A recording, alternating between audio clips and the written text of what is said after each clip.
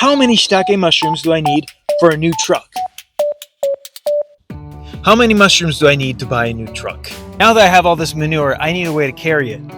I don't want to put this in my van, so recently I've been thinking I need to get a new four-wheel drive K dump truck. The truck that I have my eyes on is this Daihatsu Hijet with a dump mechanism on the back that allows you to unload manure or dirt with just a push of a button. To get a new truck, it costs 1,500,000 yen. So I got to thinking, where am I going to come up with that kind of money? Mushrooms. Alright, so bear with me. One mushroom log produces 2 kilos of mushrooms a year. A kilo goes for about 2,500 yen, which means 5,000 yen per year. And they usually produce for an average of 3 years. So that means each log can give me 15,000 yen over the 3-year period. So if I do the math, I need exactly 100 logs. So where do we get mushroom logs? Each mushroom prefers a different type of log. In the case of Shiitake, they like quercus trees or oak. And in Japan we have nara, konara, and kunugi are all different types of oak that work properly. One way to procure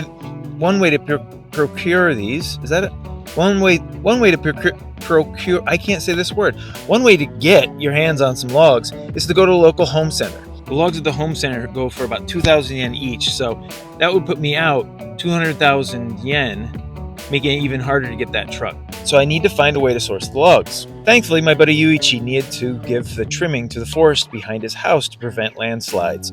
They happened to cut down a very large konara tree, and Yuichi told me, hey, have at it if you want. So I set about cutting the wood. I hadn't used my Zenua 2-stroke engine chainsaw for some time, so I took it out, brushed off the cobwebs, and gave the carburetor a cleaning, and after a little bit of work, I got it started.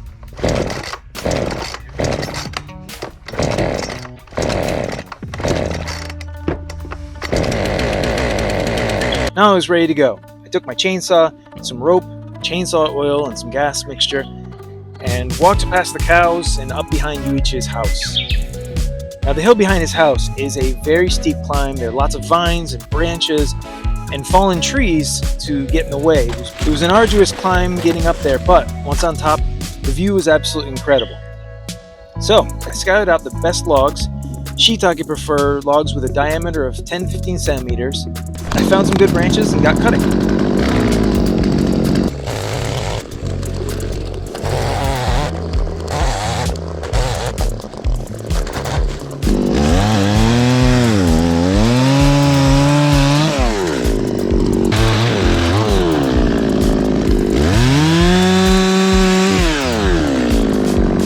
I tried to cut most of them in about 3 meters.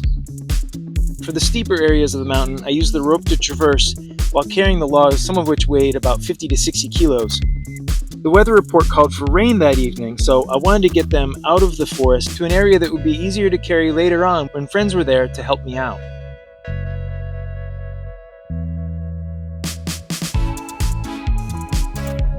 One回なんかまとめておいてもらえればそんな感じで最終的にあっちの日当たりがいいところまで全部持ってって、でチェーンソーで大きさ決めて切りたいと、とバケツリレーみたいな感じでもいいかもね。はい。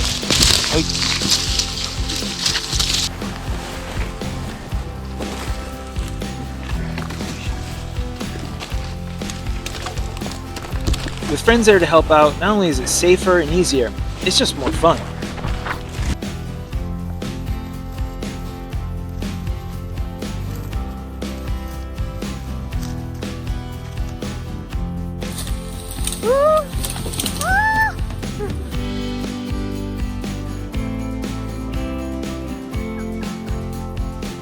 With everyone's help, we carried the logs to a clearing outside of the forest where it'd be easier to get work done later on.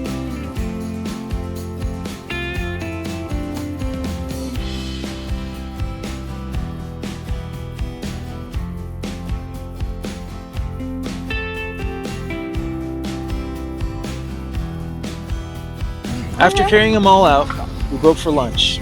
Everyone brought a little dish, and we sat outside enjoying the great weather and had a nice picnic. My Zenoa saw, which is powered by a 2-stroke engine, uses a mixture of gas and oil. Now, 2-stroke engines have excellent power, but they don't burn fuel quite efficiently, and they put out a lot of bad pollution. It made me think, when my friends come to help me out, do I want to subject them to pollution and loud noises? With this in mind, I decided to buy a 16-volt Makita battery-powered chainsaw. It was a cinch to put together. Just took me a few minutes.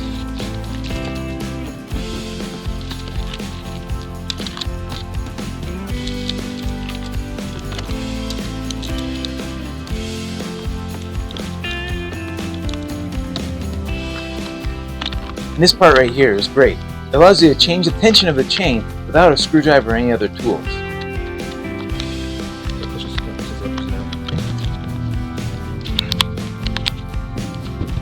Then you pop in the batteries and you're ready to go.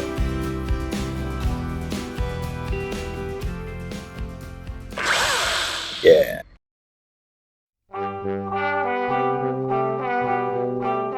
Now they have 2 chainsaws. Let's compare. They're equivalent in size and weight. Let's do a sound test. The great thing about the Makita is, when you're not using it, it makes no sound at all. Now for the Zenoa. One second, I get started.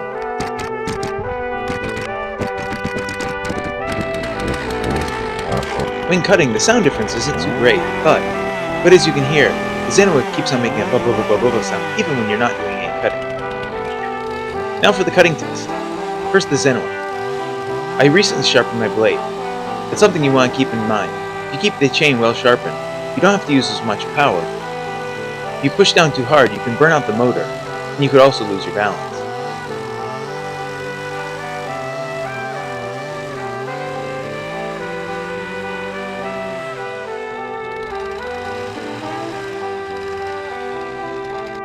Now for the Makita.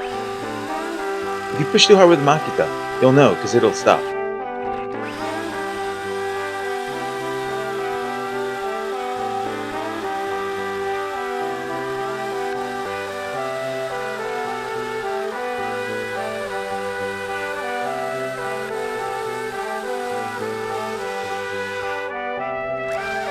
So perhaps the Zenoa has a little bit more power, but when getting together with friends and doing a little bit of cutting, it's nice to have a chainsaw that's not as noisy and doesn't pollute the air.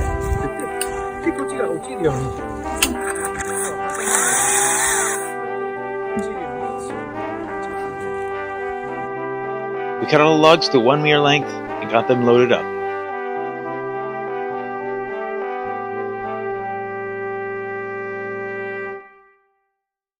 As you can see, this truck is good for everything.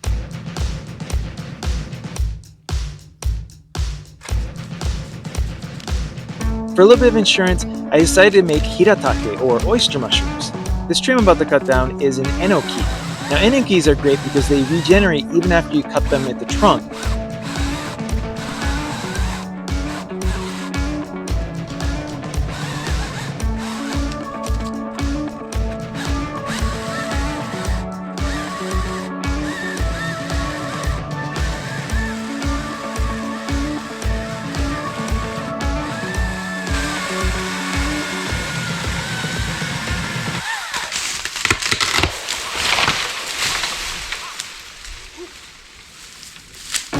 Once down, I cut down the branches, including the trunk.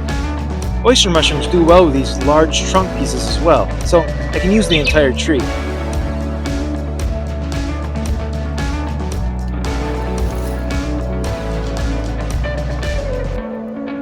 With the help of a wheelbarrow, I hauled them out of the forest and put all my logs together to rest for 2 months to ensure that they were no longer releasing any tannins or toxins that could be harmful to the mushroom spawn.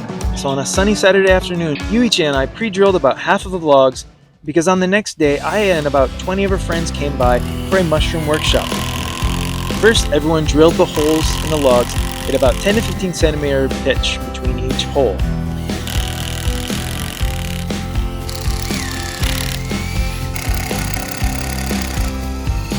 These holes will be filled with these plugs, which have been previously inoculated with Shiitake mushroom spawn.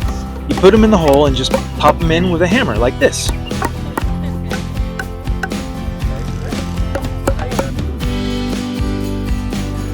While everyone was working hard on the mushroom logs, I got to making some takikomi gohan with bamboo shoots that I had taken from the forest the day before. I'll be doing bamboo shoots in future videos, so be sure to subscribe if you want to find out more.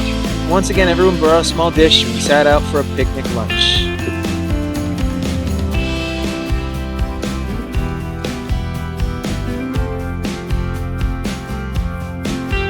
After lunch, we took the logs to a place in the forest that is dark with lots of humidity. We stacked up all 100 logs, ready to rest for the next 2 years. While resting, the mushroom mycelium will take control of each log. So if things go well, in 2 years' time, we're going to be eating lots of mushrooms, and I'm going to be getting that new truck. Delicious.